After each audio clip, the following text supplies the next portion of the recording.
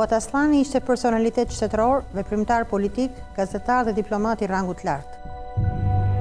I arsimuar mirë jashtë vendit, i angazhuar në administratën shtetërore në institucionet qendrore gjatë gjysmës së parë viteve 20, Fuat Aslani emigroi jashtë vendit pas rrëzimit qeverisë noliste. Zogu ja ofroi Fuat Aslanin pranë qeverisjes së tij në verën e vitit 1928, kohë kur e dërgoi me mision në Bullgari për të punuar për bashkimin e kolonisë shqiptare atje të përçarët e armiqësuar. Në tetor të vitit 1929, Fuat Aslani u emërua drejtor administrativ dhe konsullor në Ministrinë e Punëve të Jashtme. Të detyrë në vitin 1931, ai krijoi një kontroll në legatën shqiptare në Sofje.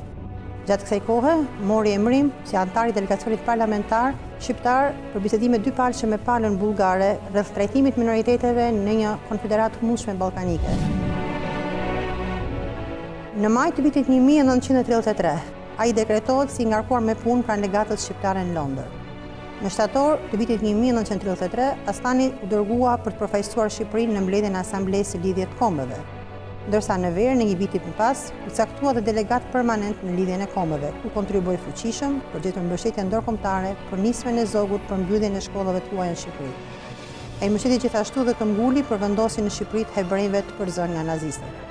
Në vitin 1935, Fuat Aslani emërohet ministri i punëve të jashtme. Në këtë pozicion, ai dha një kontribut spikator në riorganizimin e shërbimit diplomatik shqiptar. Po kështu gjatë mandatit të tij si ministri i punëve të jashtme, ai kontriboi në normalizimin e marrëdhënieve italo-shqiptare pas tensionit krijuar në gjysmën e parë viteve 30, si dhe atyre greko-shqiptare, po duke kërkuar mësimin e gjuhës shqipe në trojet shqiptare të mbetura jashtë kufive politik shqiptar.